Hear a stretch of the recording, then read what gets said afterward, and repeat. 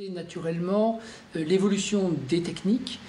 On entend bien entendu l'évolution liée à la digitalisation des métiers qui peut amener d'ailleurs à aller vers des véhicules autonomes. Nous en avons déjà dans le mode ferré, notamment des métros autonomes. Nous aurons demain d'autres véhicules autonomes, des tramways, des bus, des véhicules particuliers, des camions, et cela sera une évolution extrêmement importante.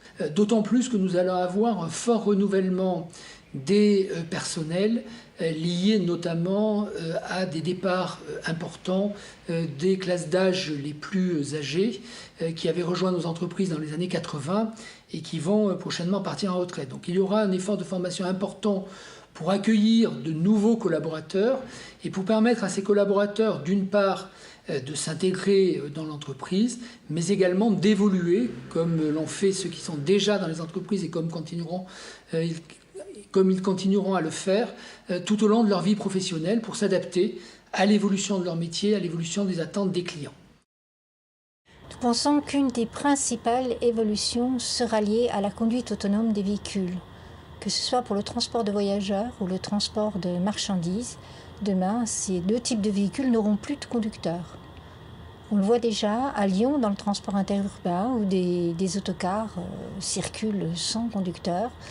En Suède, on a des camions qui roulent aussi sans conducteur. Donc pour nous, ce sera véritablement la principale évolution. Alors la priorité sera sur la formation dans les ateliers et pour les conducteurs. Donc la formation de la maintenance et de l'entretien. Et également pour les conducteurs parce que les véhicules sont de plus en plus équipés de nouvelles technologies. Et il faudra que la formation tienne compte de ces nouvelles évolutions.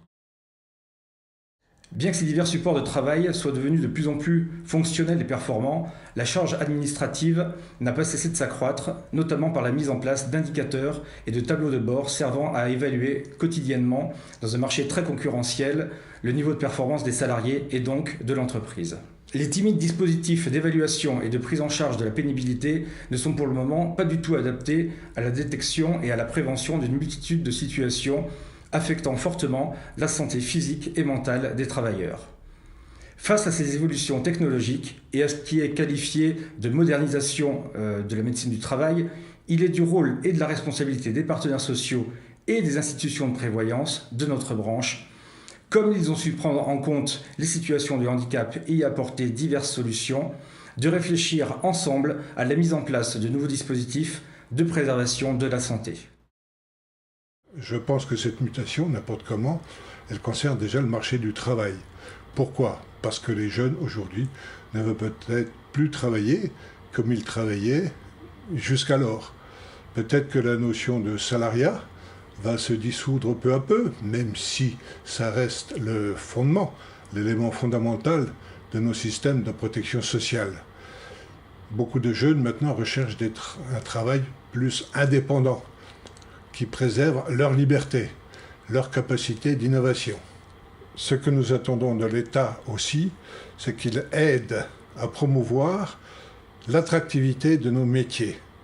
Nous avons de beaux métiers, quoi qu'on en dise. Je crois qu'il y a beaucoup de gens qui sont sur la touche actuellement et nous sommes en mesure d'offrir des emplois de qualité à des gens de bonne volonté. Actuellement, on commence à manquer de conducteurs, un peu.